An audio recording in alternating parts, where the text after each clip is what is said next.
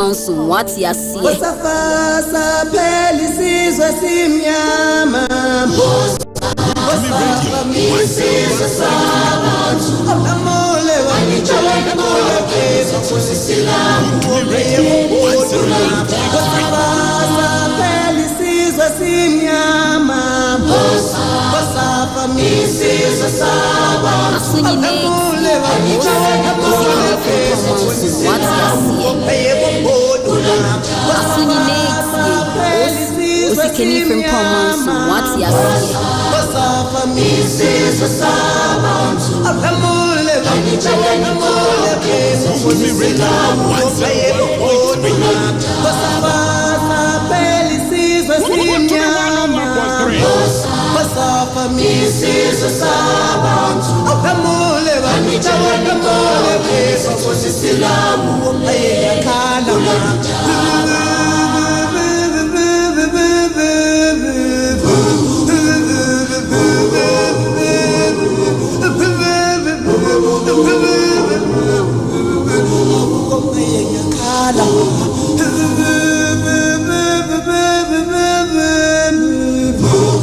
It was always like that in our school. Mbumba. Those days went down bitter and sore with the presence of the army and the police. Not only in our schoolyard, right inside our classrooms. Those were the days of anger, the days of panic and fear, the days when our brothers and sisters disappeared into the police cells. Others came back, and others never came back. We were told others hid themselves in the police cells in detention, and others slept in the showers and died. And again we were told others tried to escape by jumping from the top floor of the interrogation room at John Foster Square. Bones were found scattered in the streets of Johannesburg. Others never recovered from the electric shocks of the interrogation room. Up to this day, they are lunatics.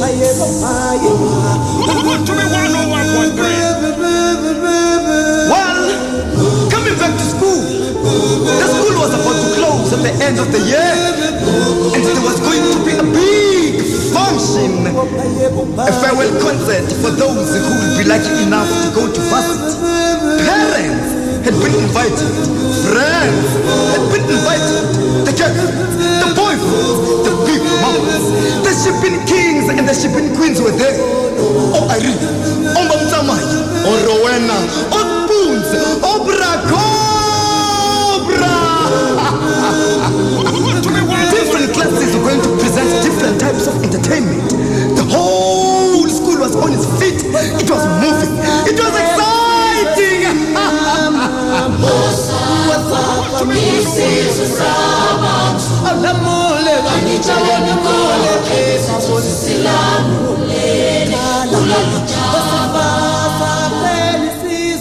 Asunyinetie, Osikani Frimpong Manso, what you see? It's exactly 5 minutes gone past the hour 4. Wood to me radio 101.3. Away, Oman Mpuntuo live on Western Diamond Television on Facebook, on all our social media platforms. Away, ma yamau Nafei akwa babura mpemu asi edu so yatena asiasi nkonwa yi eno so enka ho emfa emau baby bia wo na awie bia no yeda se wabie opuno de ama ye se enkoma esuyan a ene yede ba besi wabobua no na yatase ensem no se bese pa ne konyina haban a ye pe banyansafo a kabie womuo na yetimi ene o matase na ne nyina no form part of Oman Ghana nchichireye ene Oman Ghana Mpuntuo a yakra ne mu se Oman ne betimi afa entoma papa ene free 1992 a yede kabeba min kabi ekra Oman Ghana mfuruma no Santoma pa ya hweso Oman be fafira no ya pemu aban besene ko aban besene ba wamo a yeteso ne ho nkro de banyina no santoma kro no yehunu ba bia wo na akwakofa e de afira Oman no ama Oman no nso etimi agina anamo papa enso eso ena wiei se wo ye Ghana ni a na Oman Ghana ho doda akoma so na wo hwe ne mu se adano aba wo to santere kokoto ye eyi Oman mu mpanimfo ne titiriw ede tumi hye Oman pani a yato abayi ne nsa na fei empeso a wo so no nso wo to aba eyi obi a wo kwakosi wanem amrahye badwafie no esafata se ane aban ne amamu a wo mo ede maye no yetimi etenetene wo mo enkakra ahade no kure trododododododo ena yetimi eye ho adwuma na mamu no propaganda afei mere partisan politics de yenye ewo fidie yi so ensam no de sefata se ka no saa pepepe ne ye ka no ene emfa wo se de ye ka no enkonkoye wo de yenye de yenhwe kru ni anim ente emo emfa ma no baabi a ensam no kura eda no ehwa na ye de ebeda ena wiei ye da sesa waka ye ho ena ye Thursday the 10th day of April 2025 in the year of our Lord. Ewie yana production team na say Ochema ba yada say Yaro, thank you so much. Sammy Dingo, thank you. Mana Preka technician on duty. Afei executive producer Berma ba na kunedu abupra. Midindi Osikani Frimpong Manso yanya de ne ene yehunu ena eni ene ano techrema esantemo edi eho adansi on all our social media platforms and ewie. And you know, we join the conversation live on Facebook a Western Diamond Television. Okohwa na one like your page. Na fe wanya daje na o comment no so watimi e de ato. Uri akopelink na share. The program is also live on YouTube. A Western Diamond TV. Okwa na subscribe to your channel on TikTok on so no obetimi ne I interact enso ewo ho on X enso no available enso ewo ho. Ni nyina no Western Diamond TV. Me pa chaw yenya some technical hitch. Ewo TV ne so kakra. Technicians gusu a wo mo ho adwuma. Asen ho na ye be get back to air no. Ye betimi abo amane na watimi ajoin here live on your TV. Ewie enkomo ewo fie ha sei. Me pa chaw be kaya. Proud to the 2024 general elections. Our memo I say conversation a man homo so kese pa the free senior high school program wa His Excellency former President Nana Addo Akufo-Addo and afei Dr. Alhaji Mahamudu Bawumia afei all the former education ministers Honorable Dr. Matthew Opoku Prempeh Napo, Dr. Oseyaw Educhum, Reverend John Intim Fodjuo, and Impenimfu ahodo aka eso da ye hunu se ne President Nana Akufo-Addo da ye oso ya da no ada se ene wahemudi hunu se eduru ba bia nkwada no ekọ entoaso school na wamakotoa omunguma sua so a enya nkwada ni nyina eturo nso hwe no ena etimi ekọ eyentoaso school edi entia ahokyere ni ohia ene adokoro eye Ghana fo aba eduru ba bia seso wo ma nkwada no enwuma sua papa na aye bibia ewo ho enti no woda so da yese yato abama no obe ma mpani wo mamu ha what the BB by a friend free senior high school program. And of course, 2016 and a Ghana for a man a Quenya wabaye so no the first year but see Bosha me share Ghana for a Gina Sumo to about do mame a free senior high school program. And what Gina ni mudiamu I share the implementation of the program no ase ama enkakran ye wo mu a ya beduru ba bia ya dream na ya share program na se no esanse ene enkwada dodo no free education no e mo makwanya na wo mu anya eye entoaso school mu ntitiye nti e ma enrollment e pejaye aban adwene hwekan enya adagye tena ase adwene hwɛ kan hunu sɛ yɛntimi ma wobi ba nkɔ na obi ba mɛtena fie hwan ba na wɔnkɔ na hwan ba na mɛtena fie ɛba saa ɛbɛyɛ biribi a ɛnyɛ papa enti yɛde a system bi ba ɛneɛ ebi bɛkɔ school no for a period of time na wɔn ba fie a na ya make available space for wɔn enso ɛkɔtoa so no and yɛ diom de to so ɛyɛ double track system and of course na yɛwɔ ɛyɛ yɛ ka de say accommodation deficit ɛwɔ ɛyɛ the various senior high schools no mu a na yɛyɛ free senior high school program no kakran aban no ɛde double track system ba yɛ tensɛm a the then opposition NDC ɛka yɛ sɛ aban no ɔte so na dane ɔman Ghana ngumasua traffic light system ebi kwa nopa ebi akwa awia ebi akwa anwumre enkwada no kɔ school for 3 months ne abetina fie 6 months we nyina yɛ nsɛm a wɔn a na ɔmo ɛyɛ opposition a ne wɔn ba bɛm ɛka yɛ ɛde fa double track system ho wɔn kan yɛ aka sɛ double track system no kura no ɛba aba abɛsɛe ana abɛsɛe Ghana ngumasua esan sɛ abatan no ɛma nkwada no kɔ school a 3 months no ma san ba fie or betina fie for 3 to 4 to 5 to 6 months enti sɛ abatan ne awofo no pɛ ɛyɛ akyerɛkyerɛfo ɛde ma nkwada no abra wɔn aba fie na wɔn ɛba bɛgye wɔn ahome wɔn ka nsɛm bebrebe no a na edu baabi no na nkɔmɔ no ɛyɛ adɔɔso dodo ɛneɛ criticism sa the then party in opposition NDC ho asɛm na making criticizing na dan kwakufuado the free senior high school program ɛsan so criticizing the double track system no na ɛyɛ asefem eduru baabi kra no na kyerɛ sɛ ayam hyehyɛ oba akɔ secondary school kra do a na ɛneɛ wadwene nyinaa no ayɛ wɔn tanta propaganda bɔne a NDC ɛyɛ ɛde fa free SHS ho ɛsan so yɛ bi de fa double track system ho no ɛsunsunsansoɔ ɛnto ɛno no nyame nkyɛ deɛ ɛneɛ wɔn se wɔn na boba bɛyɛ Ghana ngumasua yie enti Ghana fo ato aba de atia MPP ama NDC aba NDC in opposition 2024 aba yɛ kɔto yɛ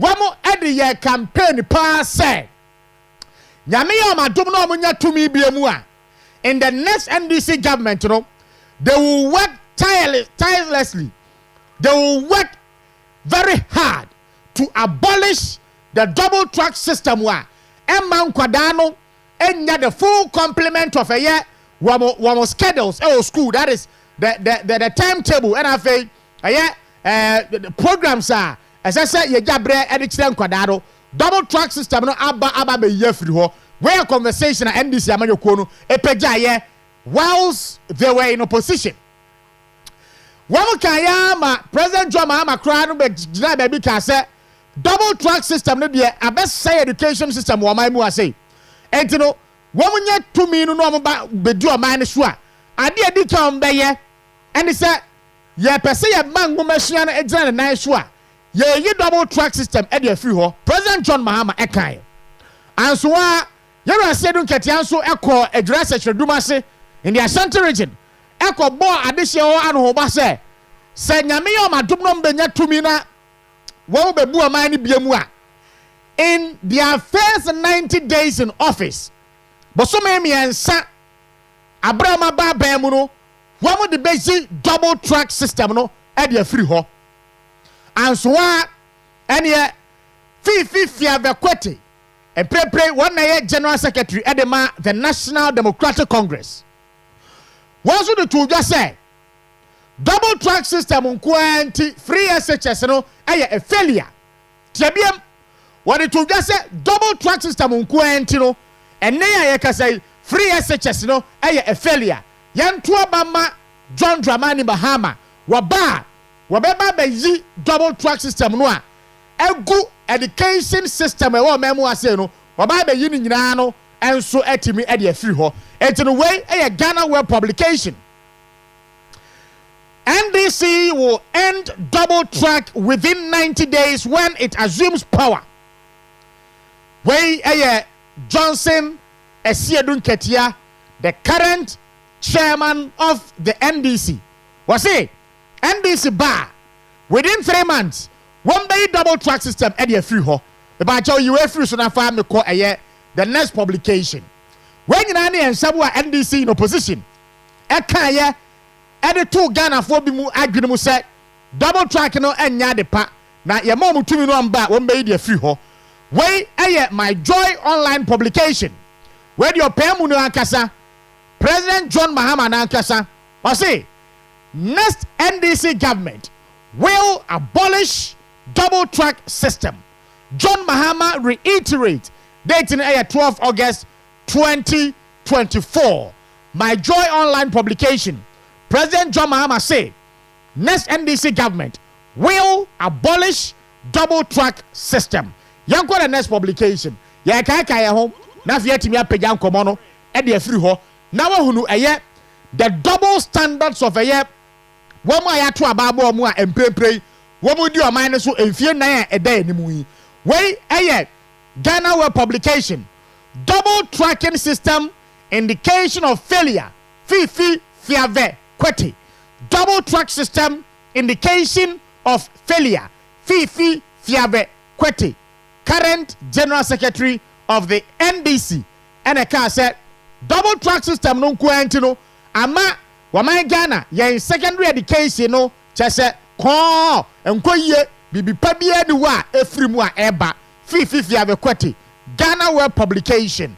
Double track system indication of failure. Yanko the next publication. Ya kaka ya ho near NDC in opposition e can defer double track system ho and somebody dey bebrebe no a me pa chaw ya to abade ama NDC ene John Mahama ye mampani education minister honorable Haruna Idrisu na pa chaw oba ye no wobeye mampani no appointee Yera Haruna Idrisu say one ko head the education ministry no honorable Haruna Idrisu beka say NDC abey ebeyi double track system e de free ho enemanim ya no wamo eye dwumaden am ye double track system no e de free ho eni nansa ane ya set up an 11-member committee say committee ena enei wamo nya hwehwemu na wamo enyi double track system na free ho entino on your screen right now no wey my joy online publication. This is a photograph of the education minister honorable Haruna Idrisu. Publication ni musem ni say education minister sets up 11-member committee to end double track system in SHS. Date in 27th March 2025. Bosumi ya besi ko ye mu. Ena osete sa 11-member committee no. De ama me hu agiri mi pa anie. NDC in opposition in patwa fa ba kuno atoso. NDC in opposition e ka say ye abolish double track system. Emma the then education minister, the then Ghana Education Service Director General, and the two begas the secretary.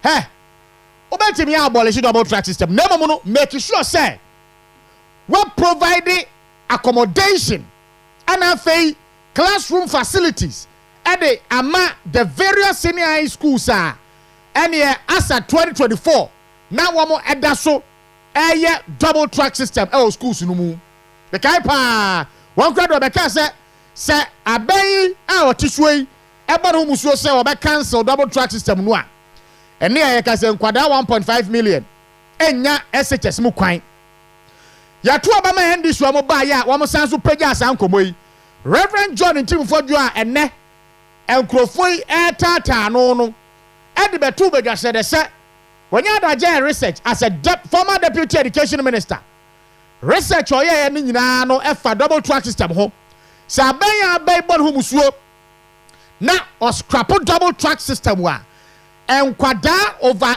500,000 ena enei ye momo enya akwanya ewo senior high schools ahodoɔ no mu enkonkoje entity wakaye no some of the online portals publish a story no and me sure say abayo tisuo ehunu sa research no de beto montin so no na wo bɔ ne kokɔ sɛ double track system no man mpre ne ho se okotwam esan sɛ wɔde yɛ campaign promise no man mpre ne ho se okotwam na mamu no wɔn mamade no man ho mrɛ na wɔn sisi infrastructure ebe accommodate enkwada no wo wi a na so obetwam a watwam ase education minister ante ase NDC aban no ante ade achen ya minister yo that TV sui set up an 11-member committee say wo no mo nya hwehwemu na yentwa double track system mu ewo SHS ahodo ewo wo mamu ase no mu na sa 11-member committee no me pa chaw yetua moka wo mo gi per diem wamoji allowance sitting allowances nyina no wamoji the number of times wamo call sitting wamoji who allowance the number of times wamoye research no nkro ne ba nyina no aban atua sika de masa 11-member committee no meanwhile na the education minister any aban we nimpefe say there is no way and prem ukasa o cancel double track system we be ye esan say ya laki infrastructure at the senior high level enti ade a wonim pefe se enya ade a yetwam we be ye mprempre na wa set up committee na odi o man Ghana sika mo na mo sia se aban dada no mismanage economy no ama mo ameto sika bia wo eye wo man Ghana futuo mu enya sika etua 11 ye kan say member committee say wamo kwa setena no munya hwehwemu na wamo de recommendations eba na ye de atwa ye double track system no mu abusia ene enya me da say Reverend John Ntimfodwo former deputy education minister say over 500,000 students will be sent home if NDC government abolishes double track system ene da ho no 2025 ya January 22nd and Reverend John Ntimfodwo ebo aban ya otisue kokko etinu bisese the education minister honorable Haruna Idrisu wanti ana wo ba ya wonsi dan bianka adan dada na wo schools ahodo no mu no enso se wo twa double track system mu e de entia wo promise Ghana for say wo ba in your first 90 days e se du ketia mo be twa double track system mu wahwe nyame anim enim pefe se enya de awtwamu na ebe yiye abo enipa ba ko 11 hoka se ane wamu na wamu hwemu na yen twa double track system mu be ba cho wudi you free so committee ni asete e ka bia se aban ne bo no ane through honorable Haruna Idrisu ya boss aka no e de asete sa 11-member committee no a madwuma nyina ne se yankoye kwan be fa so a ye be double track system be dey free ho committee ne ye research wie ye no ana mo be ka chi anu Idrisu se hwe sa double track system no aso be dey free ho no animanimu ya no jack nya de be yie e de entia one won see a single infrastructure our senior high schools yi mu etino emprempren wo ka se wo yi dey free ho a and someone Reverend John Ntimfodwo beka yero sa pepepe enkwada 500,000 ana enei wamunya eye SHS mu akwanya enkosua de entino committee ne say double track system to be scrapped by 2027 your 2025 mu entino in the next 2 years you know ana education minister committee or set you know edi recommendation and research abo mo kire se se betimi ayi double track system na free ho a just a 2027 I'm disappointed in the honorable minister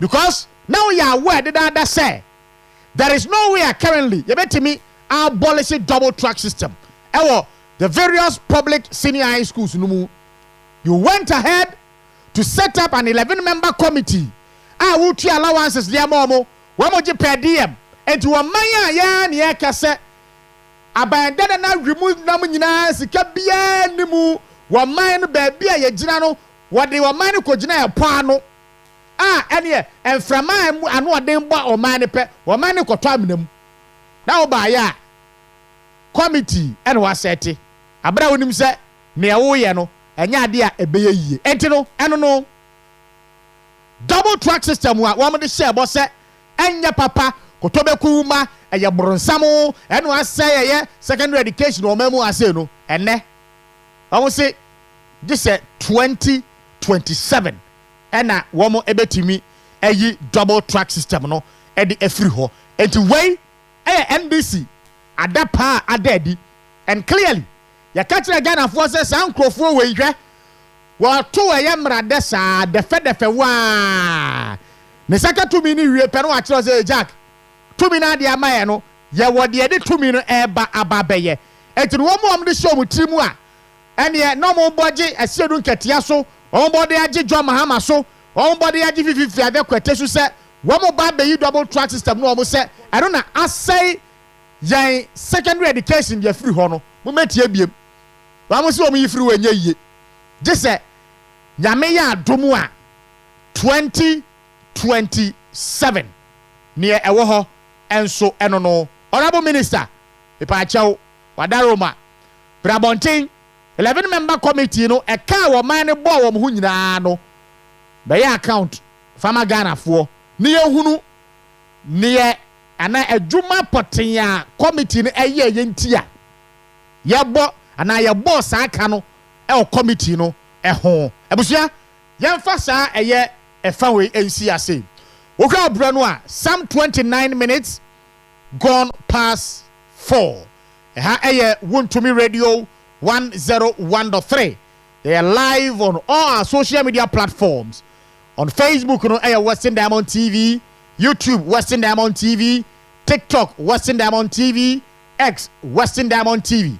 For o messages no e fa ho bra ne yankin kan fa ma WhatsApp and a text message no 0248071174 0248071174 what the buy e be gibre ne be timi yakin kan wonsem ni nyina enso etimi e de amount. Dr. Frederick Buahin a member of the NPP Regional Communications Team. Abekansa e ofie ha sei. Ewie boko e huru dika. Sa ya se oti wiase won. Na wo shaboshe hunu a ekoba betetere wo kon. President John Mahama once said say Dabia MPP beba betina kodwa ne so no na boko menteme ho ase basabasayo na conflict na AC wo ho NDC betina kodwa ne so dia na asomdwe nko a nanka babia na abro no asomdwe wo ho eba ne se na ene majority leader in parliament efia ewo boko adehye wo ho akotwa gade atum ya ka se IGP na mkwanso a wo ko ho akohwe na wama eye asumdue etimi aye adwuma. This clearly tells you say security under NDC enya papa. That is it. That is a fact. Opa woni menya adwen, opa ne menya adwen no kura ne ye kade a kire wo no. Boko ehuru. What is President John Mahama ene the national security operatives here?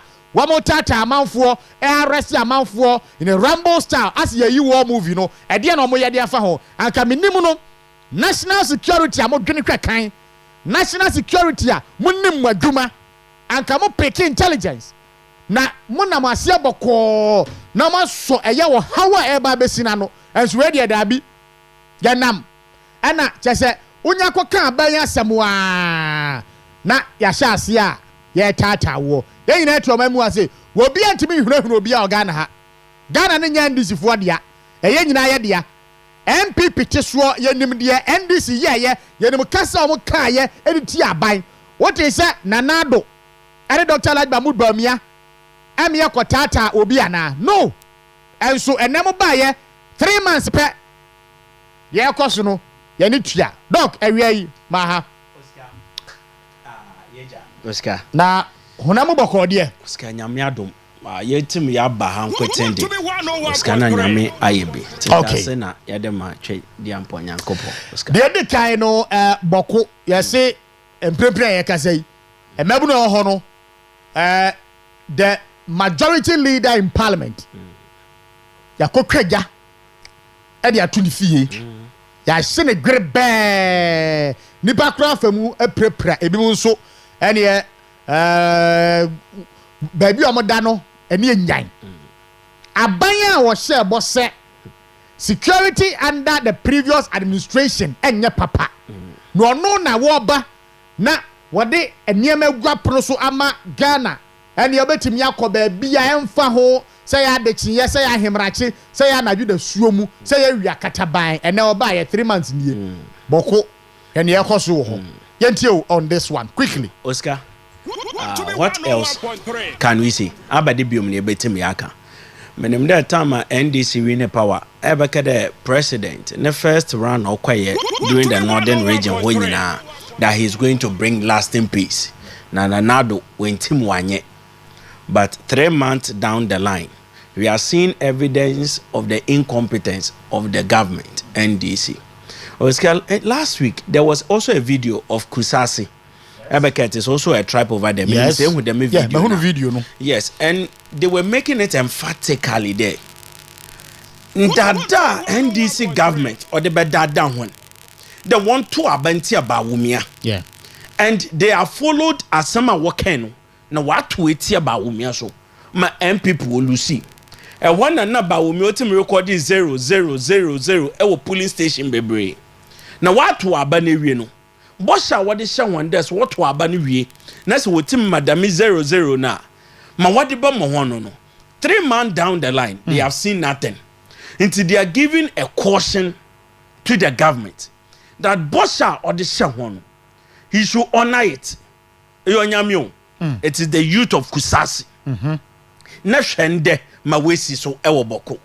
What else can you say? This is a government obebeke there. Nanado Danko Akufo-Addo is underperforming. Bawumia is underperforming. Into 120 NPP government. 3 months down the line. Now the walk to opposition NDC they have started too early.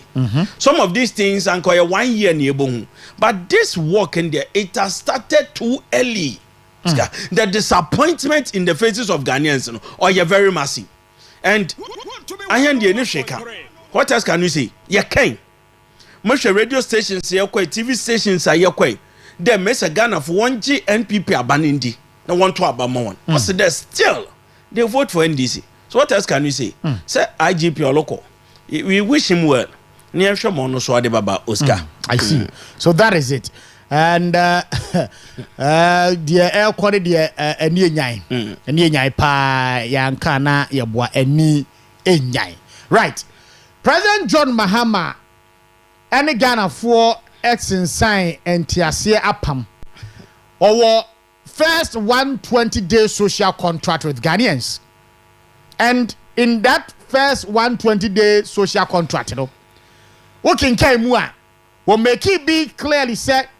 When 90 days and ye mediwo akonya so no sa 90 days ni bedru no na sa we nyina no ma ye den matimi ajo doc ye beba sa nsam ni nyina so 90 days nie ana 93 94 days nie President John Dramani Mahama say odene to eye susudua so a na mamuwe ya wade amaye bosome miensen sen ene tie de maw Osika me say mama 20% and them 20% never kada 1 month in still mama 20%.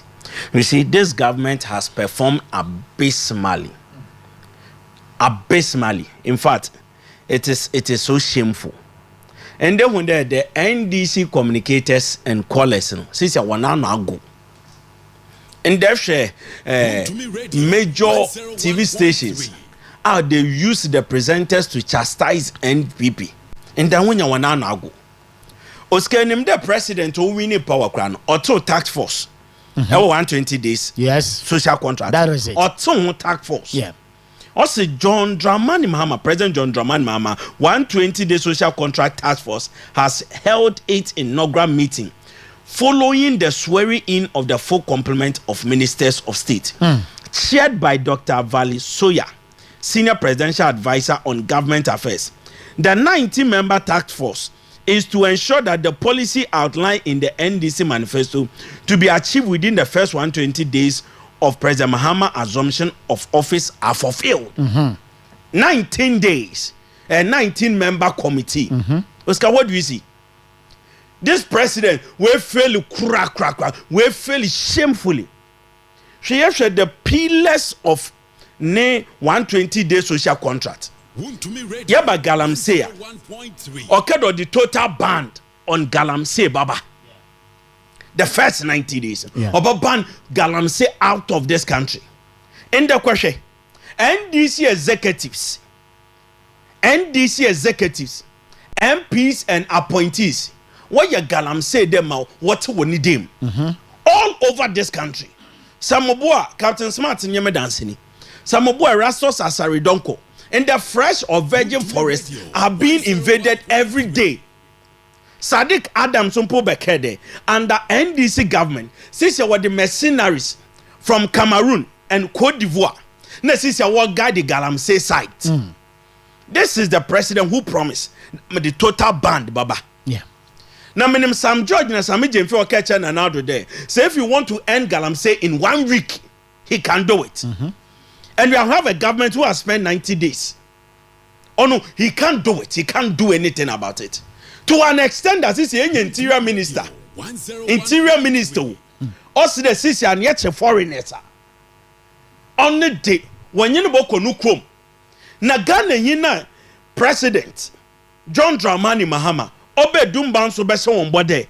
I wanna wo gumno obo release one. Na imom no he will chase after the campaigns.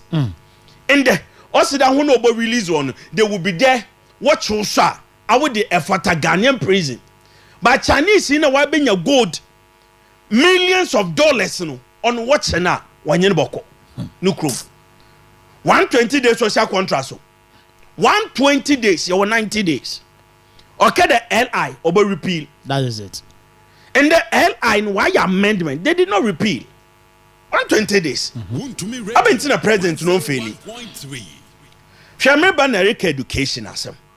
And in the 120 days, you can also abolish double track system. Yeah. Our educational sector. That is it. Waba, they will abolish it. Double track Western region. Now, when I want to mean a transition from JHS to SHS. Now, 13,000. Abra free SHS. Yeah. Free SHS Ben, it jumped to 63,000. Yeah. Transition rate. Radio. Echo Northern Regional.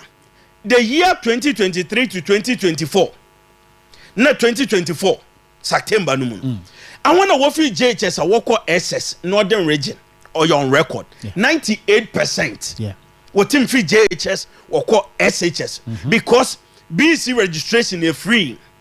Your parent don't have to worry about paying. If you are ever SHS or you're free. So, you enter the achievement of the free SHS policy.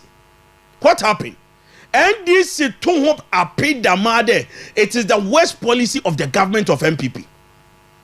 Now, Waba, they will abolish free SHS. And Minister Nosobeno committee government was also better committee on how to abolish the free SHS.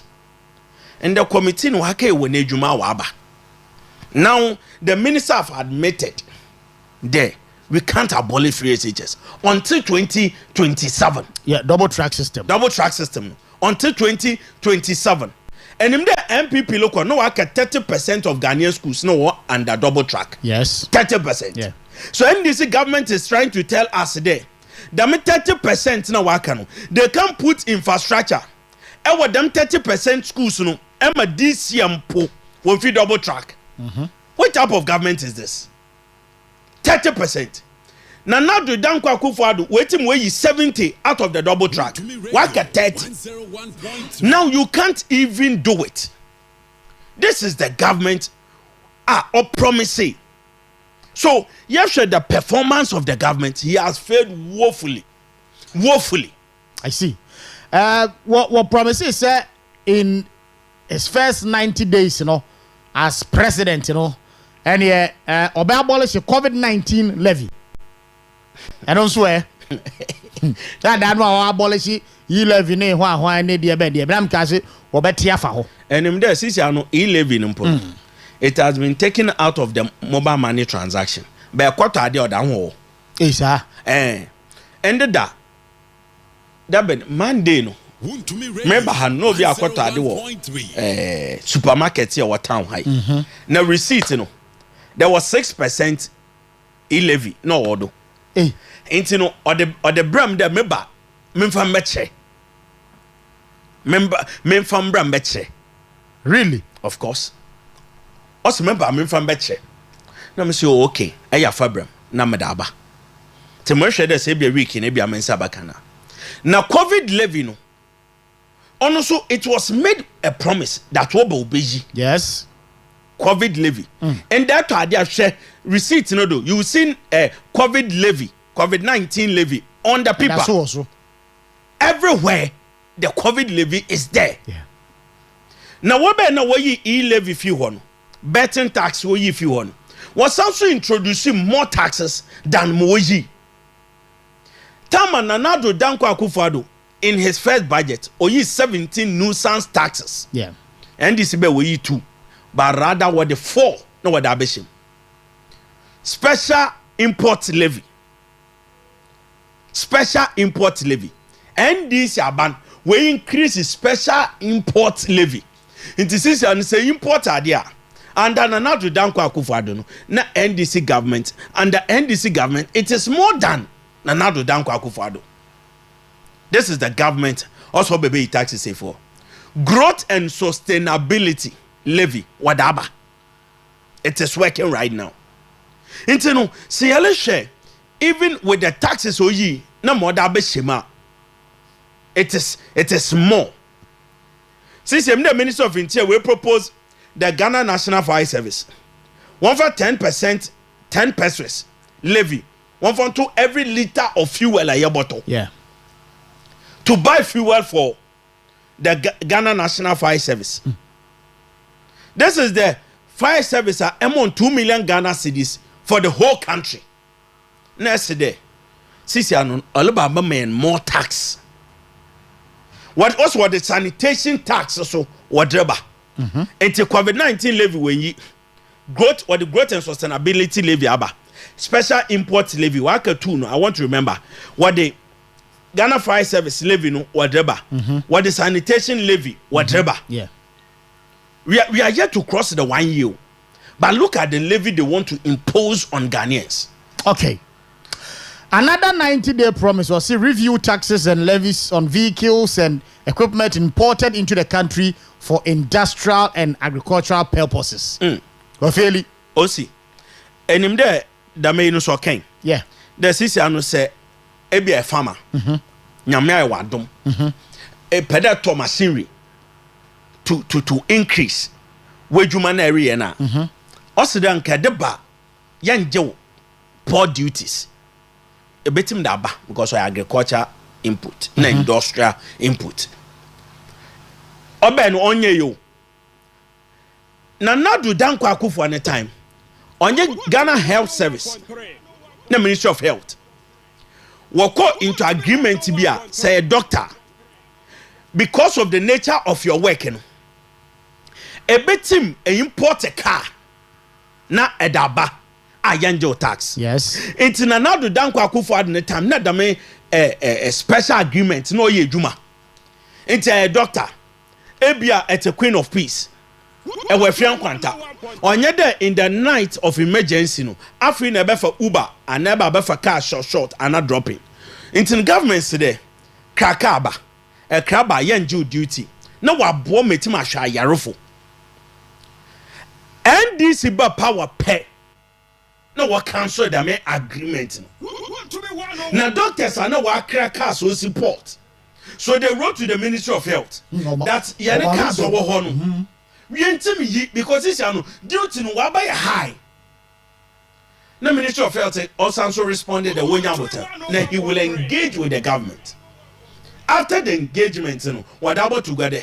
The government is not ready to apply or reintroduce the special pot eina wode ma hon sada no na me ka cho se ebe ya omunko pa bisia bo munko yu omu cars no nya sa eguo sa na ene ya ye kasai ya born auctions dia ma NDC party executives no ma ko yi no fofofo na wo mu didam na doctors for no eda so enam fomo enti no o say within my first 90 days in office review taxes and levies on vehicles and equipment imported into the country for industrial and agricultural purposes. And also failed. He was specific within 90 days. Osika, he has failed. Na minim them tax force no setting happen. What did they do? Why you then? Woman you huti. Why you then? Because the government has even given you a direct directive that when ejuma 1 year. But you couldn't do it. Yeah. Oscar, and the Ghanaians are crying more than they anticipated. And the Wolusun son what journey. And you know, President Mahama, the 19-member task force for 120-day contract with Ghanaians, you know, one more and no more a year, you can't say a team no one no more picture, would you not feel no? One no more no. Aha, what money, what they come, what money. Me hunu ama Kofi Bua, me hunu Joyce Bua Mutari, me hunu a year Julius Debra, me hunu a year Tekpe.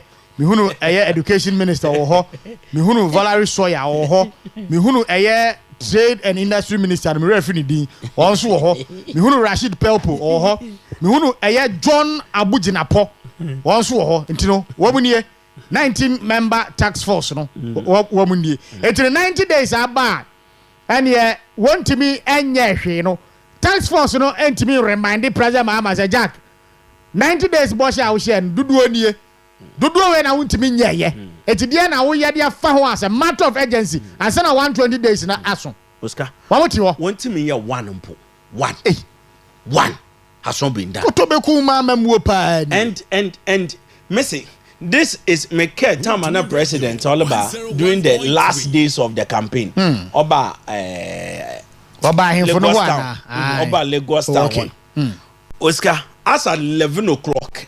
Now people were there waiting for him. They were there waiting for him. Look at it. Oh. This is the man on Kovanda. All across the country, they were waiting for him in midnight. Look at it. Look at it. Okay. Was also can say obe constitute to leanest and more efficient government under the Fourth Republic. Oscar. Yay. You see. Dame lean government promise. Dame lean government promise. Enim diony of it. Oscar. Presidential staff is obe or that can one. To be 101.3. It's more than another Danko Akufo-Addo at the time. Yes. Okay. Or your presidential staffer on a black star experience. Presidential staffer Otukono. Presidential staffer for agriculture at the presidency. Chede presidential staffers. It is more than Akufo-Addo in time. And we Minister of Agriculture, we Deputy Minister of Agriculture, we presidential staffer on agriculture. Presidential Chede the kind of presidential staffers what to dashi shima. It is more than all your humpo. And look at the budget you saw what they call you. Oscar the lean government no. And budget what they call the office of the presidency. Yeah. 11.8 billion. 11.8 billion Ghana cedis. The lean government. 9 months pay. 9 months. Abra Nanadu Danko Akufo-Addo 2024. 1 year ninyina. Or the 327. Under 1 billion. Lean government. At office of the presidency. 11.8 billion. Office of the presidential spokesperson. Government machinery. Now quoting 78 million. Abra Nanadu Danko Akufo-Addo in time. When you see 4 million Ghana cedis. On Ukraine and this if we hear press conference upon press conference. That Sikano will want their wadi. So look at the lean government too. Some of 500 ministers so cry. Anke Sikani Bibaka. And the 60 ministers no was say what the year Jumano, and then I don't know any swore say any abortion me share say me form a lane government ever in the Fourth Republic, you know, 60 ministers, you know, and mabubo mudi, and so kwa see why. One more mugu hono. Na agent to Accra, so a presidential staff. Yes. Only na betting. Na do down kwa Akufo-Addo no time. Okay, the betting. Or one of the wicked policies, betting tax. Na betting and kasam. One of the wicked policies the president have introduced. And then this about government. Also, it is one of the ways our youth in where they relieve stress. A woman presidential staff out. Yeah. So the lean government, when you go behind now, and for 1 month post, Bosumbian 75,000, 80,000, 75,000, 80,000. Bisound teaching in there from the how much is your salary? Go to a presidential staffer. I will not see now, and you bring eloquent night shifts. Obi more night shift rot na hospital how much ditching. Yeah. How much is your salary? Teacher, how much is your salary? But some say this year hin or the count 10%. But what's your presidential staffer? Then I ajantia. Go and look at it. So NDC government has really deceived Ghanaians on a magnitude that it being see that. Okay. It being see that. All right. And you know where fact checking President John Mahamed's 90-day promises in 120-day social contract with a year Ghanaians. You know, 90-day promise in the end were fairly baby no. You see, I know a couple sume back on the 120-day social contract. Nina abewi ye create mo say sa aboshe no obetimi edisua nina no ewunya me ho. Some 55 minutes gone past for me patch offer or WhatsApp and a text message bra 0248071174 0248071174 beje bre na ya kenka won se nyina enso etimi edi ama live on all our social media platforms. It's Western Diamond TV, Facebook, Twitter, YouTube, TikTok, ni nyina no Western Diamond Television. Doc, are you surprised the way Aben and use national security to intimidate and arresting former appointees and journalists of in this country? There's send your bino use national security where intimidation intimidate you when you are kwa papa ya any say your friends edubu ahinos one way ya won kwa kire no airport ya mu gun chese e dey krani o man be ne timu tantan sa no what is this? What at all? E dey to me kakra Ghana fo no ade ama no afi wo dey to Ghana fo so wure e dey anie who does that? Doc Oscar, you see, and there not one radio station, nobody be some there. It is one of the worst strategies we will ever use as a government in power. But NDC is even being excessive with the main approach. Because Eshe Baumia former vice president ni ADA wako ni fiya. She how a wopu ni gate baka the arm robber bia or enter obinifi. Now, the national security. What last one? There was no warrant. They just entered because of your government in power. Now, enter benefit that armed robbery be a requanifi. At least, if in any case, no, you're dumping a national security. Now they are doing this menial jobs. This is a job for the police. Meaning the national security, you want to take some sensitive operations. First, in the national security, no, you're done. Before you hear national security, you're done. But now, because national security has become like Guru boys, and that the police are rather resting, and national security is even doing jobs the police will not even do, and it is very shameful. Richard Jakba, I hope that like you, there, Tamako, former governor Nifi. We are not getting 10,000 Ghana cedis. Na need US iron. I think Anka by now or better sunny mode of operation. But Ebekere consistently to the NDC and the government, they think that he's doing a good job. But he's destroying the image of the government. Now, my million that this Jakpa is the man who was dismissed from the military. On the grounds are indiscipline. Sikajeje. Actually, the reason he was dismissed from the military, I didn't think that any serious government will use this man as the face of national security right now. And look at what happened yesterday. I went him for Jonifi. How come? How come? The president has given even a direct instruction that form committee, the CID, the narcotic control, the national NID. Security, form a group. Now, as the president can collaborate with the MP. Now, 1 year investigation. So, president, no directive has not been done. No committee has been formed. What a 19-member committee, a task force in Yehu members. Committee na president kada want to. Where are they? Who constitute the members? There is no committee, but rather no, they have started to terrorize. Because Sami Jemfi Bekede, they will use him as an example. Yeah. So they think that now they will have to use that tactics as an example. Now the 87 MPs na wakan 88 enjoy say 88 inside the white tourists and waka 87 what's the unless watch and win yinagum because the tactics on mo one shot one no da now that for your market there the MP no in team for you will not walk alone. Yeah. And it is a definite statement to the government that the minority will not walk alone. We are mighty minority in opposition. We are mighty minority. And they cannot intimidate anybody. We are emphatic about that.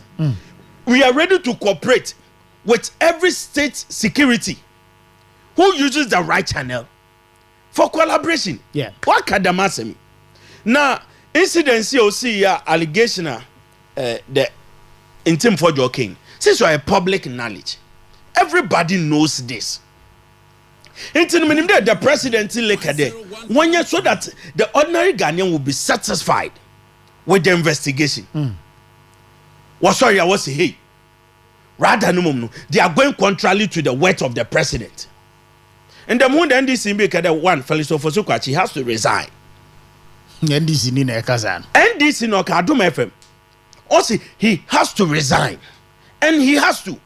Sanka amenye president ana amenye BNM pa anka one since amenye Felix Ofosukwachi menye baka investigation because the me pictures not bottle ne Facebook wall of the made na only change in a time extra pictures na extra chi woni nyina na which part of Kotoka no ya dam picture no Kotoka never Kotoka never temna 3 wa minimum so temna 6 or 9 and this is a government spokesperson and the government represent the whole Ghana.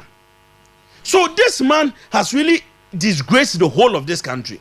So I'm thinking that he will even be called into this investigation. Mesa Brad here that job Mahama Boni din say on act as a the spokesperson and I mean we will be go by any more as a pair. Osika, it's very disgraceful. Very disgraceful. Now Ghana for chiro my green crafa mamu hu a.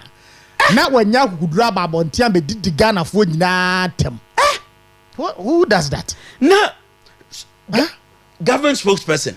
Ebetima atwa to Facebook post, Facebook page the Sofumoko. What a crown. Okay. You know what? But young commander the mighty minority. 88 members of parliament are one de nyansa ho mutrim no mo dwene o mutrim ehunu say ye call intim for you feel and tem as a matter of urgency kanya sanka wo tam papa ekokoye na de genjan because adwene wo mutrim nyina ne say wo be pa no ma ye na de genjan. That is it. Ozika ehun adwen bone ane wo mutrim no ehun one of the guys na yeah ekro na ohyenika bi. Now, when you look at Obia Wasumano, national security, Asmobi on this operation, look at Nimpano General, make it a Goro boy. And Sende Sekwa Kochi, a member of parliament. forcefully. Now, mask winning me. What is that? What is that? Joe Mahama. At least, honorable member of parliament. You want to invite him by force. Now, what is the mask guys in your queen? To do what? Now, Bacho, NIB for woman Mumrana and I say, as our Chirokoma speaker. Yes. Now, speaker, a releasing the mammo. Woman named Samrana. And now, what school no more quiet to Tiano Yan Teromo said, if ye Yansa, Ghana 1992 constitution and parliamentary standing orders, when, and I said, so yeah, so person to suffer a member of parliament. Now, at the Amquadia said, Sabia Bure, Crassis, now NDC is turning the laws of Ghana into whims and cap prices. Since I'm more open with me a law no fee, I did and then they apply. Yo. And Obi Kotina Assembly there. No matter how tall you are, you should not see beyond the law. That is it. So the law is the law. National security. The law is the law. You are creation of the law. And why? Anyway, Dr. Alaj Mahmoud Bawumia said Abino should not use state security institutions to intimidate and harass opponents. Dr. Alhaji Mahmoud Bawumia. Doc. Oscar. He rightly said, but I'm sure that if the government will listen to this advice, because it is long overdue that the government of NDC, and by now they should listen to this advice. Because one, we get the oral. They'll use oral to retrieve stolen loot. So by now, they would have even used their oral to recover evidences and information. Now, Rano Krago is saying, yes. And I know that Attorney General Dominic Kuritinga in the Ebay, Wabayan Central for Shim watch Richard Ora Munisa Widow. Wabayan will offer Dubois and Assam. You may be offer free, And no one wants some Wakaya. Ora no crown and we are Ghana for. Ya Pessi at Timus and Babia report no Actimia Quaco Bruno. One more what? Now, just look at this. Yes, sir, my Ghana Sika the Tianco for Mukakwa. This is the government we have voted for.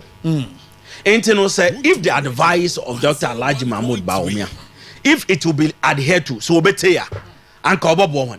Because my name Ghana ha, which place are the tactics obe prevail, obey Ghana ha. There, a pedesiciano, the minority and opposition, eka so that they will not talk. For where? No matter what they do, Ghanaians will continually talk. Ghanaians will ask questions. Now, onion this and worker there. Ghana for what to Abamon, since we're very discerning. What since a Ghanaian who voted for NDC and were discerning, since a Ghanaian youth in the Nyansa. So, the youth know what emphasis here. They are the same youth. Now they are asking questions. And until the government set up the committee, bipartisan committee, now your investigation into air-made issues here, you will not keep quiet today, tomorrow, and forever. Onya de Ghana yaba kenan no atomuda. Because obi no obeye obetin ho de Ghana, yenya dimbon e international stage. No china metie se nyame adoma menya invitation na metimi nyame visa bi na mrokwa wa search mo airport re mame yakronfo. You will not allow that. So the government right now should sit down, provide credible information. Ghanaian shushe. Ninyo ya bada onye emed in Samara. So why don't you satisfy us? Failing so for Sukwachi. As a plane of Angola and Oba Ghana. Or Bessina kwa Grand Canary. Flight data. Na flight plan so chede. Or fi Grand Canary no Oba Ghana. Not Sanso San Nechi. Or kwa Grand Canary. Na so bibi said them question here. Onye emed free na eme oba na oba chema. Flight and ne flight plan ni ehwa. Ne flight data ni ehwa. Nkofo no plane mu ni ehwa. Oh just simple. So you have to allow the state agencies, security agencies to answer some of these questions. But rather than you have become the spokesperson of NIB. Narcotic control, Ghana police, and made the phone now. Since I be one spokesperson. Felix, You talk oh. When I would take 78 million Ghana cedis so I think adwuma obey de ga damages ni gina I am from class be damage control ka udimrika obekwa akoye Oscar opompo why yes etam 9 months spend 78 million Ghana cedis ade ankwa na we communicate na 78 million Ghana cedis your picture go yaba out of the 78 million. Look at this picture. Felix, you are very reckless, irresponsible, and shameful minister. By now, you should resign. You don't deserve to be a government spokesperson. 78 million cedis. Wait. That's what grab me bow SS2 crabet me. Wait, the planer on Sigana. Now, it's me ko chadame plane in a picture. Na double to ho. That this is the plane. Abra picture the bottle way. Onya Kotoka International Airport. Oscar. Na Felix there. Plane oba na neta pay wo wi mu. Na flight data no so chede. Plane no fi Grand Canary no oba. Into chero fi wa no oba sesa neta wo Ghana. No. No we no san so san nechi call back. Na baby okoro wan to aso bi. Wan to do bi. Ghana yeah organizing country. Anadwuma na asem nko a. 78 million Ghana cedis. And so Obilibi said this question. No more Indian oil mama. We are hoping that by now, President Ma directive, you I won't put make sure that the agencies they set up the committee so that by now what the findings that to go. Every Ghanaian will be satisfied. Now what you are doing with 78 million Ghana cedi, you need to render account. Okay, thank you, It's Dr. Frederick Buahin, and our in Kano, a member of the NPP Regional Communications Team. Some 9 minutes gone past 5. Elizabeth, I am disappointed in you. I say you people should say the truth and stop telling lies. Mahama is on the right way. Mahama just came, but see the best things he is doing. What's our outro message in the file? What's the wood intro? Would the akuhie? Mahama on the right way. You got team. Why? Team. We say, Oscar, greetings to you. My name is Joe from Kojo Chrome. This is NDC PNDC for you. One idea or the buy at Royada Papa. We say NDC will on their laws. We see a friend Shiba and what they buy. Where do you but you say, Oscar, greetings to you. NDC has got nothing good to offer the people of Ghana. MPP needs to come together to win the 2028 presidential elections. Special greetings to the incoming regional women's organizer, Augustina Nketia, Sub-Zero Edifree Eusiejo, and Odiwe Ebaye. Where should the audio say, Oscar, good evening. Ghanaians are getting what they voted for. This is what we deserve. It will get worse as we go along. God opened his door for us, but we locked that door. Pacho, I now do diaka ho na yetimi acknowledge you. When should the audio ban say, Oscar, greetings to you. I'm very proud of the powerful 88 members of parliament on the minority side. Please tell the Gonja Mafia that it is enough. Or see a friend John or if you Laura and or the way a buy. John, papa. Thank you so much for your message. Yes, be a PM ha na yemfe no so enka ho na yenko. We say hi OC. Ghanaians did not understand Dr. Baumia because we told them that Mahama cannot do anything within 4 years. None of his campaign promises has been executed.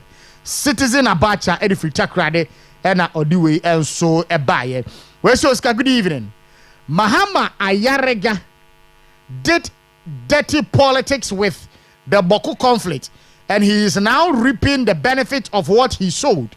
The chickens will surely come home to roost. Gregory Esiedu, Edifree Apawan, and what they buy Greg. I mean, baby, I will be and count. We say, Oscar, greetings to you. I say my sincere greetings to Dr. Frederick Buahin. I say the NDC promised Ghanaians one-time premium of NHIS, but when they came to power, they didn't implement it and left a debt of 2 billion Ghana cedis. One idea or the eBay edo say papa for a year your message. Message is in a dosso.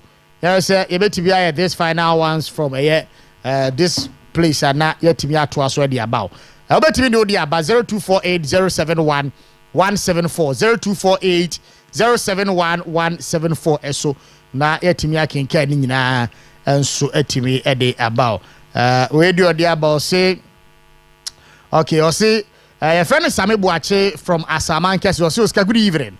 The NDC led by John Mahama, currently the president, made certain promises, but the current state of the country is concerning.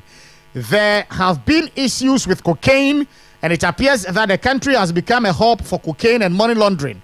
Government officials such as Felix Kwachofosu, Sami Jenfi, and the likes are struggling to defend these issues, while the country is also facing challenges with Dumso and Galamsey. Should they not focus on addressing these problems rather than intimidating others and telling us the whole truth? Thank you so much for your message. OPK Edifri Goso or say Oscar greetings to you. Or say Mahama and the NDC government have deceived Ghanaians by maintaining Nanado and NPP government producer price of a bag of cocoa that is 3,100 without adding a pesua to it, but they promise Ghanaians that Nanado and the NPP government are cheating cocoa farmers. Okay, or no idea what they buy. I don't know. Cocoa we afford there. Near Barre de Yomuno, a Safata pa, a Safata pa, see a dear Bona. Aha, what you Nipano about promises set to Ababa Mename Bar. Cocoa buono mi be pay out 6,500 no. Na bresu in 2016 na cocoa bottle is 475. Na sa nipa no abase abenya otisue e de akọ 3,100 na e ball krono enti to abama me.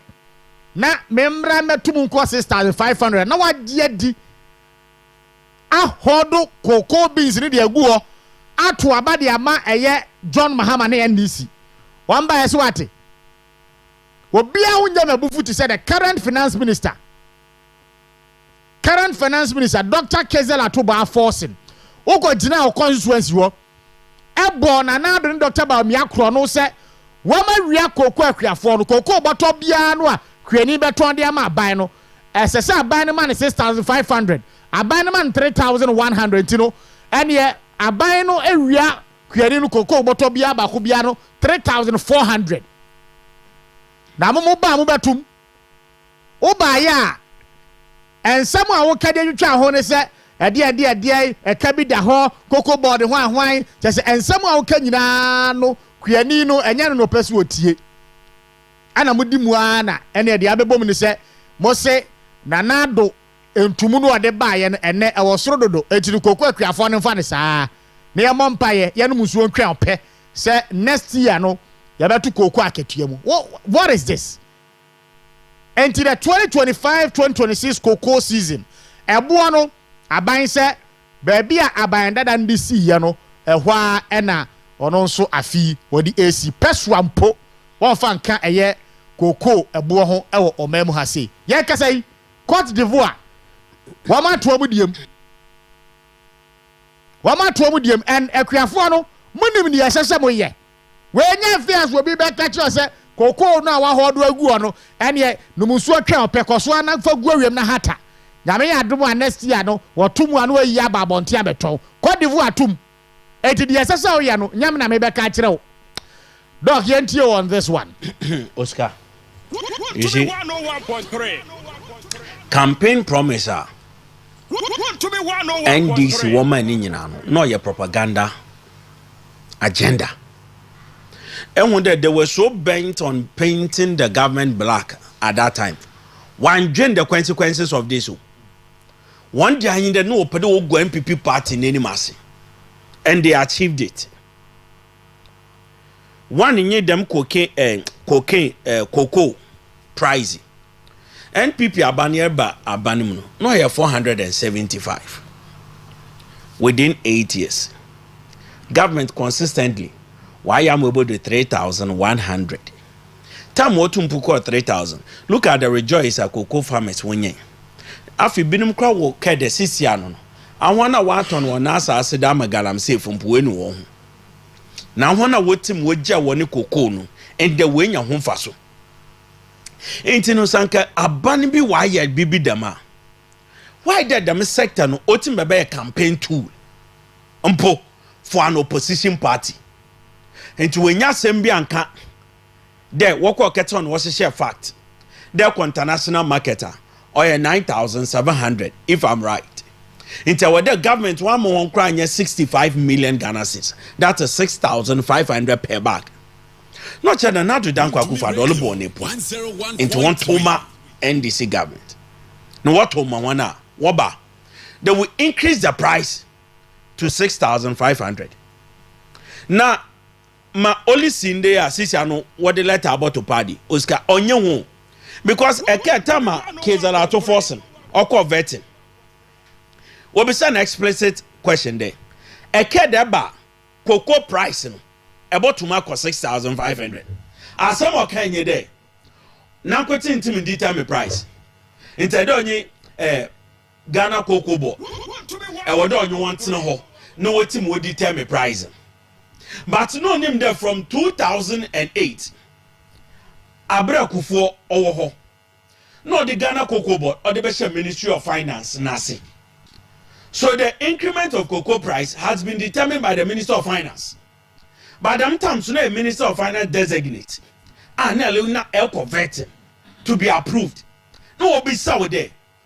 Campaign time ne care the waba about to mark 6,500. Do you stand by it? Or say no, I can't. It's another on my hint, I was vetting. Nenda why an official. There, one team to pricing. And then not Dome FM. There were interviews on cocoa farmers. Oscar, no business another down for the yes, so. For Yana Boniface. For listening to the light of NDC in Yatuaba, Yeditio. And then, what's they can't increase it.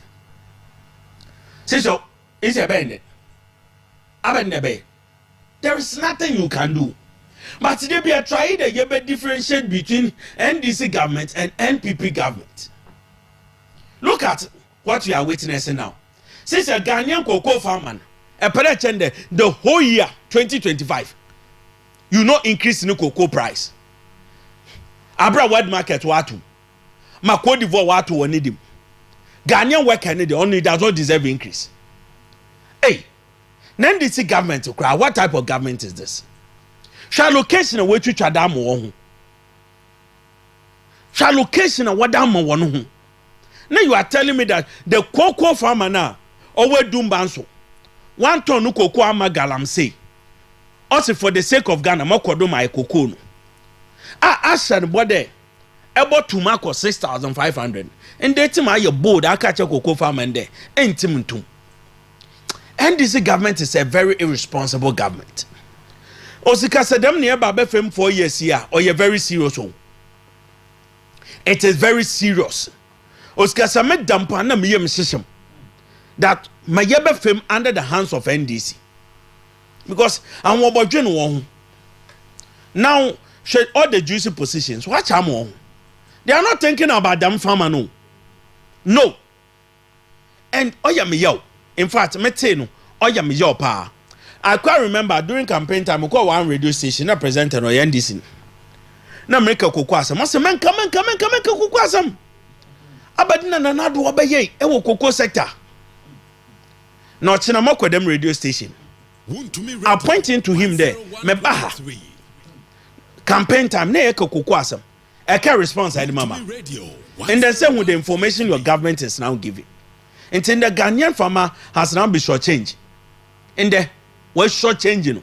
On the government increase our word market. Oscar, we have been short change and kasa.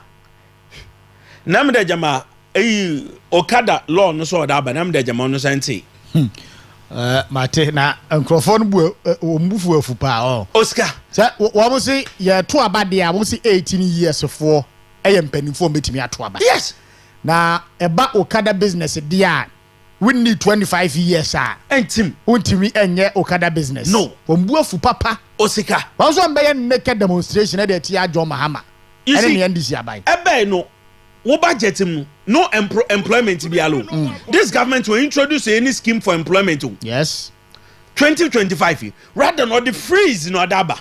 Then next a teacher yabedo this year won't him foul. Okada no so na 2020 Okada ma 2024 e de bem biom there eba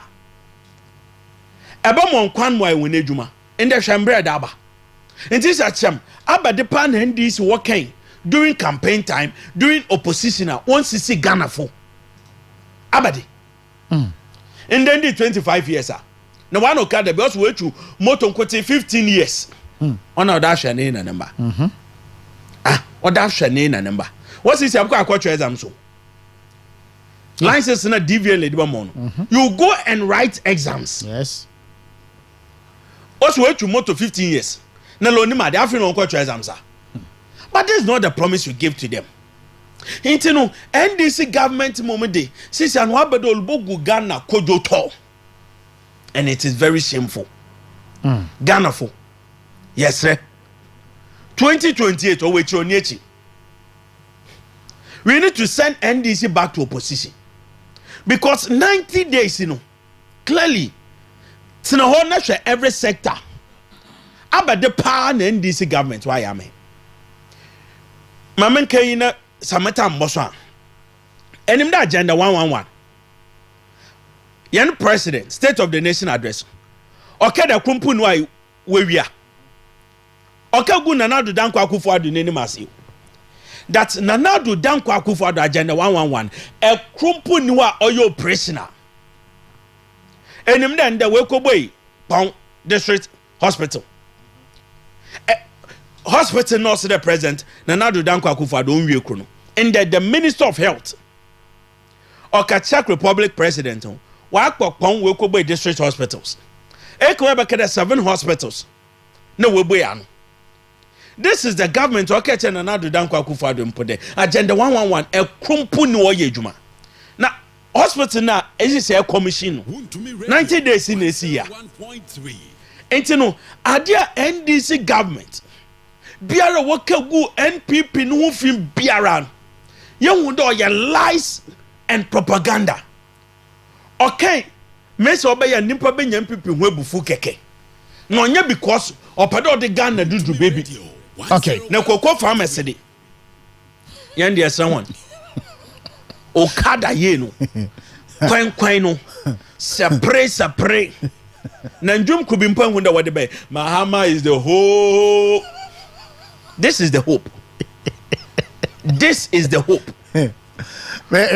Go grafo ne me omho nya mmobo Oscar aha omho nya mmobo me ga so omho ya mmobo a na mboa because when nipa no aba wo hye obo no a wo ka kire se to abati awe no na bra so na 475 na yase to abati an wa mobra no wo de about 3100 na watie etsi emrada we to no woma hodu koko ni de gu o na mo voice bi wa say koko credit was it woro koko bottle wa hodu de gu o de twen se John Mahama be to koko buo mu no ene wa man says from Oscar it is you see oyare ho semu no Oscar mesre there from next month look we mala mesre se minya supporter Oscar kama investigation bi of the free SHS Oscar si sem de ko schools ni bebre na edibana wakafa fit time warehouse obo supply Oscar after that edibana nko yeah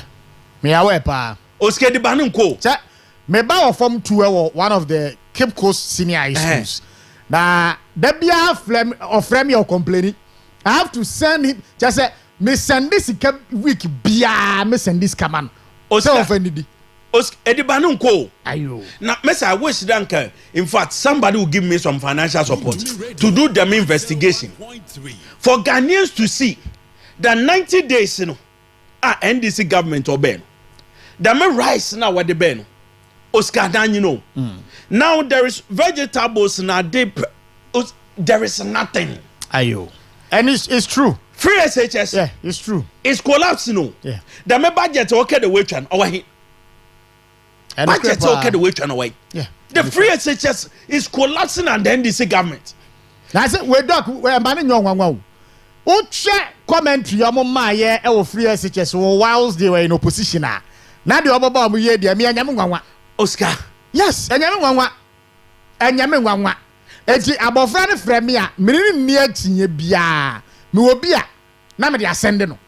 That is it. Asa e ma ne nyanwa. No obi aso no 2 billion a won fa nkɔhye free SHS mu. Free education no a whimsical promise of a desperate politician. Sa nipa no what the free SHS no esa no kura no a obɛni ato agu. Eti de oye omo ye ne me anyame nwanwa.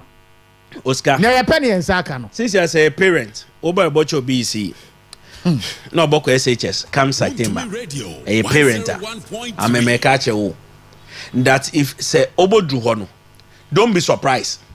Say school since as what your school fees are. What your feeding fee obey official. Don't be surprised. Because right now, go to every school PR. Messi, they don't have food. Anya do bampona ebia on song. It is not coming. All right. Dog numusuo ma me na yemfa weninsi.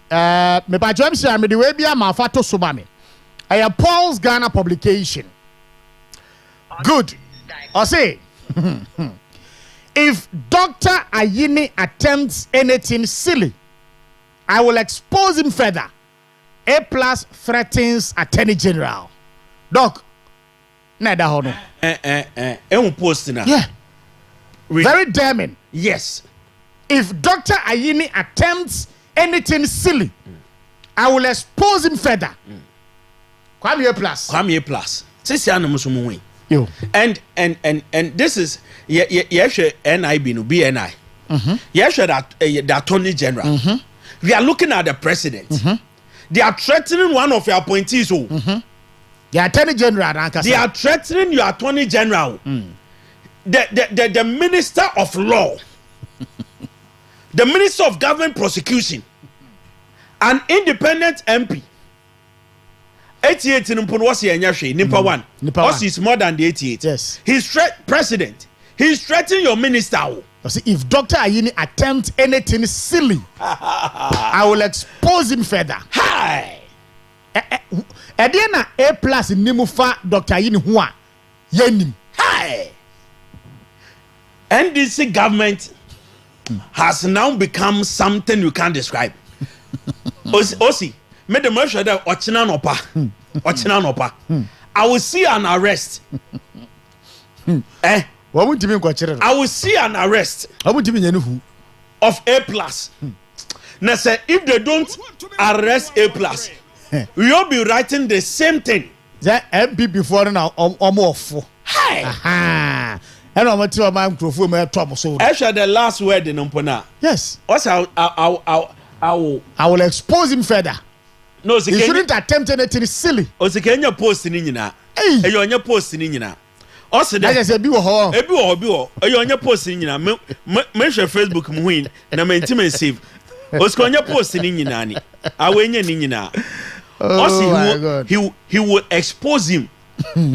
Not the last one. I will tell where you get the last money from Osebibidem. Sir, and you're posting, you know, and you don't touch it, and you're posting, you know, your caption where you have where a caption, and one more specific, yeah, that the last Oscar, it is very shameful, and we are calling on the government that your Attorney General is being threatened. The whole Attorney General is being threatened. President, will you give a directive and order to the speaker to release him? Or will you send the BNI to his house? They dare not. The same thing. When you're the same thing, what you're eating for, John. And so this is the government we voted for, Oscar. The work to opposition, NDC have started too early. The work, they have started too early. Very well.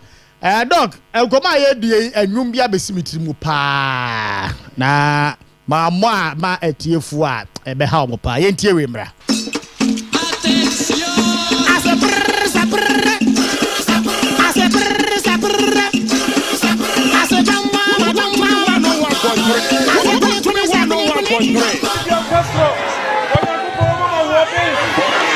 Tu prane kaka wi biara no onyakupo mo ho afama mu nyina onyakupo sra mu nyina yadamase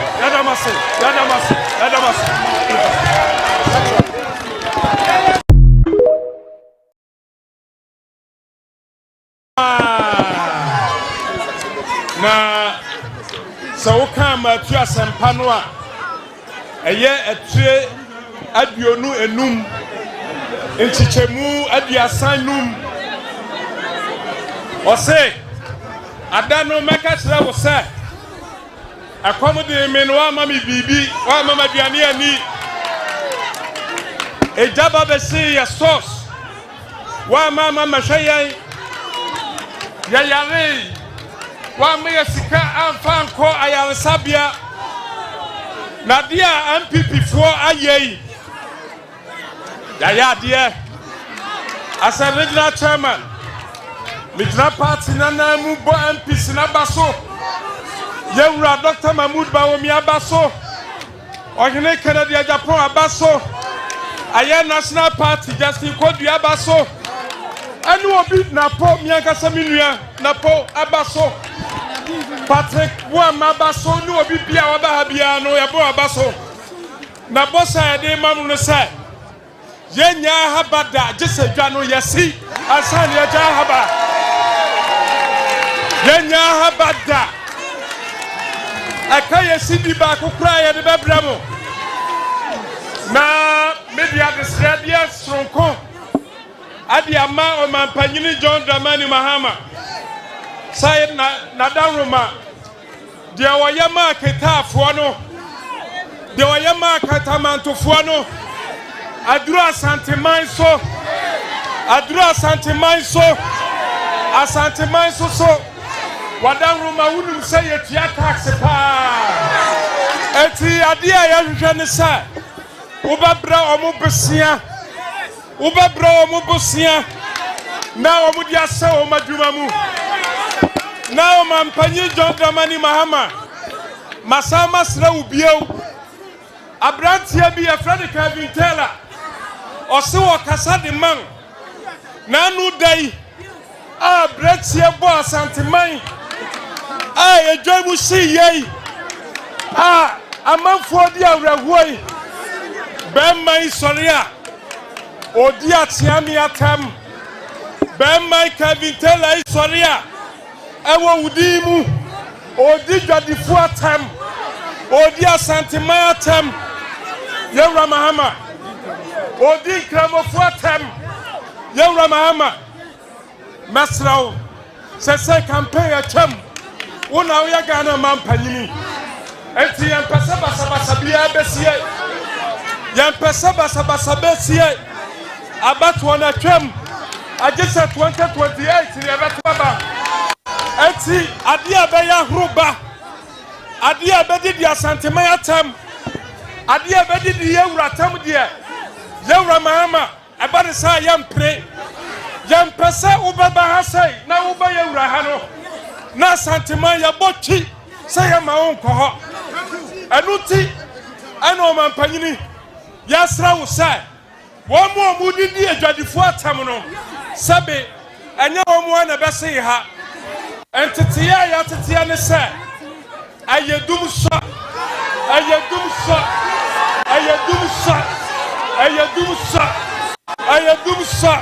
eti free one more eti Kevin Taylor so when you were brought now they have started their work to opposition too early and come 2028 come 2028 Oscar said that this month ending soon there will be Galamsey demonstration in Accra. Yes Oscar now I'm praying the one extending out to every region. This government Mr. Sembio Ken our campaign time you make sure that he fulfill it. That is it. You make sure that he fulfill it. It's you will not sit aloof for this government to take us for a ride. Whatever promise he will fulfill it. You will not sit down. Okay, Doc, my nasi. Yemi ahomani tu na afre for the TF4 so emre mesrao. O frɛ na ye fawa enti ho e radio na TV no mu mesrao. Mayen kasa. Enya sa wo kasa no ebe kwa akiri mesrao. Why? Mesrao. 0248071174. Hello, good evening. Osi. Saint Okushembo Kojo Krom yentie wadumre. Osi, Yamisha Papa, I'm a doctor. Wow, with human and one chim no I tell. Mitchell Scott attend beautiful Nella. The brother calling the next escalate attend consultant secretary. Papa Power, what you mama. Share no quite a minute. And that's a big dealer. Obiasa Mahama Adad Diane. And this for Adad Diana, what did you have who? One by who or Chamusu can sing. Yen nom, Yama, Yan Papanum, and Quafa. And Peter Baden, the Coco, protocol, not 4 million of a cannon. You must get 1 million. Are 2 fourths in the NDC are free once again. MP. It's simple, it's more temple, or that can go 6 million. Then they are 2 about my 1 6 million or 1 million, 1 city kumpo, 1 franc. And you want a Mahama or your hope here. Mahama is the whole, or your whole okay. Mahama or your whole, or Piaru, Mahama or your whole. Saint Mayanase, hello, good evening. The great Osi. Yes, sir. Osi Mbacha wapo mokode. Nyamiado mehoye, jewa heba ni. Jewa heba ba kope. Ye nantie. Ye nantie, mamenchia doctor. Wabo ejuma. Na menchia Dr. Kobronsi Dakumensa and a lawyer Ziki Abuama. Na menchia the incoming national NPP chairman. Chairman Ujuba Kope, Eradin Kanu Baby Obia, and I'm going to Paratema this year. Osi, me talk fuel. Me give us also to fuel. Yenny to fuel dos. Name mum Seka commercial brothers in Kwa Dia. Osi Kasa 10% Nukrak Maham 20%. Ghana for yes, ba fine said, one fine chemi or need you for, and then for si ba fine so you only. Now, soon you said you were more, maybe I didn't want to say no. Mom, driver for solid Diana and another small thing, and we need why, and then ye, Hannah who call a Afonso, and yeah, and also so hey, and Nada. When you power one Kasakan will not say. A drop about to a break can track as Yenafa budget to me. Now that's within a chill, we were Ghana for you at them say Ghana for your lyrics, and I heard the Ecoso. Yes, Ghana for I can't catch it. Ning I bet me I am, and I name Yeni I have watched the Yentin ye. Nayen tie a year the 88 wise men. Our more a parliament, a NPPD, Mienta or Mochi. Then you must be as a fight about my Ghana. Yen fighting for my end. The union I into me because he die more, you see. I home the boy, mine, sans or my game, Papa be and warm trim. All right. Yeah, that's it. Hello, good evening. Hello. Good evening. Good evening, Osi. Wapo man. Nyamiado mehoye, honorable kwa pia yentio. Osi, Messi, Anyansa Sabonsa Mutufu Sumwansa Mambana and Bon and Pop One. Also, could say, Obaka Inkamen Chairman Chairman to me. And I Dr. Baumia, Honorable Kobina, me and Piloya and the Kopia Permasa. Men at work, Honorable Joseph to go. And I'm that the Isa Fuseni, Yadin Yami, until boot custom and couldn't post it business. My brother, yes, a quapia Mamaka there. A second and fly, your mamma and English for woman and the one who you know. My brother, I'm yo, Sabi said you are Mukoko Kakawak in Jesu, Eastern region. Now me abra. Na do tu koko no e kwate munyaje papa ke yebo election in nkwaso ofo no me free bi men personal sam da nte koko empo de mo wotum sa o de wotum ko 7,000 o dan wo sisi andam ya abana ndis go wotum no dada endam ni kese wona wo mboko secondary school wona wo mba idi ko invest we kwaso when I want to go up to na mamaka de asika na fa no wo memene na wo no mojo. Si your mama na di papa bia me yam bedam kacho ye Oh yeah, agenda 111. Me look at the best 10 to 20 hours ready. The minji that your mama bought to my commission. O Sunday, never bear on me, Minister Walker there. 1 to 1 year. Okay. I was kind of water war budget, my brother. Make the Western region for women say it's a poem, so they engage 2028 MPP, but I'm paying when you post now. What do the one work communicators or Western region? West going and one good hour word Western region, then be pum, what about proposition? No Kwapia. Anyway.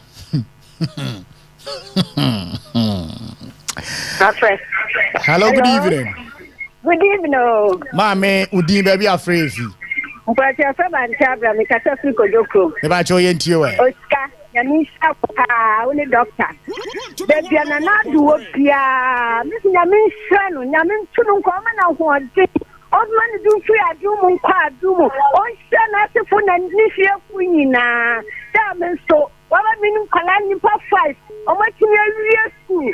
Yami Shama California Rabba for me saying Yami Shan Party Yami Shan. I am the dose of Cocono. Cocono 1 to Mama, Malami Bega cousin. I am the papa. Oh, my Ejuma. All right, Ejuma, that's it. Hello, good evening. Good evening. Mame, Udi baby afraid. Yo, my NTO. Mamma Chiam, the mini member. Share NDC for fees or more smart. Almost better say ground so I said cocoa no so one to more a dear in the business. If you said I said you madam woman so woman can't say. And your money can you find the issues have a statement and not the Baba Tuga. Yamu too, be beyond home can she say Galam say, almost China for the year, almost prisons never Ghana. Fete China for them, but Fete Ghana for who near Ghana needed to a good to them when China needed a China. You had never call. They say school now almost so mobile and come a double stack the channel. I said almost it's a 2027. Me say one more just the most fresh Galam say who had the cassette a double stack and then one more in it. Just lay on only in answer the way. Say Ghana who don't see woman yeah dear. Come sorry. Now woman na one say so interesting thing woman yeah dear any nyankopon. Still who na me bomb brabo you say me do heaven ho. Na if you need there ni ho amema nyankopon agene di na wura ho. All right. Yeah so yeah that's papa. Hello, good evening. Hello. Good evening. Hello, good evening. Me ba cho udi baby afrefi. Wa from JB, this is the next year. JB NTO where? Oh, Osi, na me tell. Oh no, Dr. Frimpong, na me tell pa, na me say, na pay we in case you na master wa no I to bob what. It's bob right now. I'm here kuko no here. Master wa nine bunya ya wanyanda. Bunya ya there to kuko trash here. Only 5 million. No, about to come take 1 million. Yeah. And it is and it's more and there. Okay. Now you can play it now 2020. I couple of months I end the solution.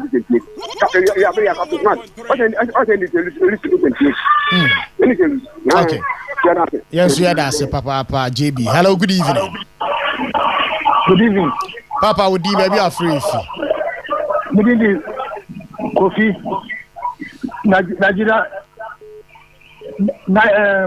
Nigeria Boga. My NTO way. The Kabesi Ade also. Okay. Osika. Meda wachipa, meda mwasi. Namgo ishamu. Oman Mpuntuo. And before you na Osika that competition the my brother, the Kuluka. Okay, Mate. All right. Okay. Yeah, so yeah, that's it, Papa. 0248071174. Phone line no Facebook. Yeah, that true screen the suit no fra. Waiting me 0248071174. Hello, good evening. Hello. The bacho Udin baby Afrifi. I'm very question team. My NTO Minuya. Osika. Yes, sir. my money now. Mumbo no yo. Now, say, Mama promises say first year tertiary a student on Joe. Yes. But what you be? Okay. Me question team ha. One more. A try for about last 2 years. I know woman is going to went to Manco. And the woman now cut off forms in the various universities. Woman can say Woman can say man because I mean him question meaning about 3 boys. Our cut off forms or TTU. Our woman can say you see in Toronto Dawson. Galamsey. Mama kache yese nkwala ne de bibi ne wo mko pedi o na mpanimfu na nkasa ye Galamsey no wo ho enti so no ba nkwala ni no obegya wo mo ye de wo matu ejeli wo mko obegya wo nyina na wachi mpanimfu no na nse what is ye cheche Galamsey fo no bi what is ye chepeni ba kokrada double track omo ka say wo mo ba pe they will abolish double track. One say, school, yes, no, they will provide quality education, and the quality education cannot be found in double track system. Into 2017 now, one say, enhance won't be, for now, no quality education, you be attaining, and I am attaining. And 7 years be I'm saying. This is just a beginning. That's right. Yeah, that's it, okay, yeah, that's it. Hello, good evening. Hello, good evening. Good evening. About your Udi baby Afrifi. No, Frati, Abuisi. Yo. Kasuakan. Okay. Genesis Sohon. All right, yo. Osikani, the one see so, Obiri Kasa. Now, NDC, Asma Bakano, MPP, no one from show. No question. Hello, good evening. Hello. Hello. Maybe you would baby Afrifi. Hello. Okay. Last one. Good evening. Good evening, boss. Apuman. Dami adome ho ya onso e. Boko, mune japa wo ye. In fact, wo mama ntenya kwa o. The mama wo tin tin pa pa ntenya kwa ke du Aga, amishamu. Yes, mama ya gadi ke gede. Oh, wa ma shene grebe. Yeah, Nancy. Supporting. Oh, yeah, Nancy. Oh, yes, it's Chokutopa. A Tambaudu. And that's the Bob Bana Tambaudu. Ama Yaga, Mr. Gigi. Yeah, Nancy. Namu could be at the fortune. Tobaja is not called Shadi. I want to see. Okay. Okay, who cook Crafro, which is only the and I also want to have what is me. Against shadow. All right. Yeah, that's it. Yeah, the Freddy Ginano, Ebesi, as a Damwase Papa, Pamo, to be free. I can't see my do not no Siabo, wish ya Abnasewa, many Amponi or Cheva, Banom, the Numeno Siabram Cassiabo, and so etimi Abba. Doc, Oscar. And in community, the Western Regional Communications Director, wow, Director Isa Fuseni, Ewan Cry, or say, or share live. Oh, okay. Or some Chiao Mano. I grew my way and was unwording pa. Na Yamisra so. The Director Isa Fuseni, Yansu Yachiao. Thank you. Oh, but Ufrin cry back for a man, dear Bray, and I know one. Dog Yan Anthony, Osi, Sisiano. Menim de edwuma ya na yebokodo yaye. Yeah. Because eba metro hadea osi NPP like we allow NDC to drive the narrative no. Ewo constituency ebenye secondi. Abedi na NPP aye 28 years 20 years abedi na NPP waye abedi na NPP waye. Osi send ya da NDC ni. Nde ya da NDC ni. Yeah. Na ne achievement akwenye de Blue Water Garden onye nkofo 20 abaka ho na mese MP de da mehia no maybe said that nkofo 20 na onye onkwen woni post wo hemfa hemfa no wonye wana akoto me pede mu ho the forest ana inso ho no bebia wonye wana akoto ana it was job for the boys. These are people what can some go NPP MPs ewo metro ha nyina na Messi 2028 Oscar I'm praying the many support. I will campaign and campaign and campaign. The first place here by second place here question is Kadoka 10. Agona Kwanta. Oscar. We need to stand up and rise. Now yet dispel the main this narrative our metro hangina. And yet more have a difference in whatever. And you know, every MPP member should rise up again. NDC 90 days has been abysmal, very poor. Ebekede, they don't know what they're about. Probably they did not even prepare for this government in the first place. Galamsey, educational, employment, energy, baby away fail. Now a Ghanaian team for instance Ghanaian based on achievement of our country. Okay. In 2028. NDC will go back to where they belong. That is the opposition. All right. Oscar, medasi. Kuma ya na se de ka nyina ne senya me onhia wo pa wo ma ne bambo nye kese o so ya da se papa abusua ya de ene enkomo ni nyina no esi ahase akasima no ensia na no nsia timi abo no nsia abo a abena ne o chemaba e de enma no nsia brem kase bo enso eba me di Osikani Frimpong manso ya na tim ni nyina ase eda mo ase de ka twa to nie uhia onu asere tua ne chia no nipa nsehwe enchene ne pa de mi 6 feet e adaka tia do bedum ye na o tena efiada Boja ifiada, good evening.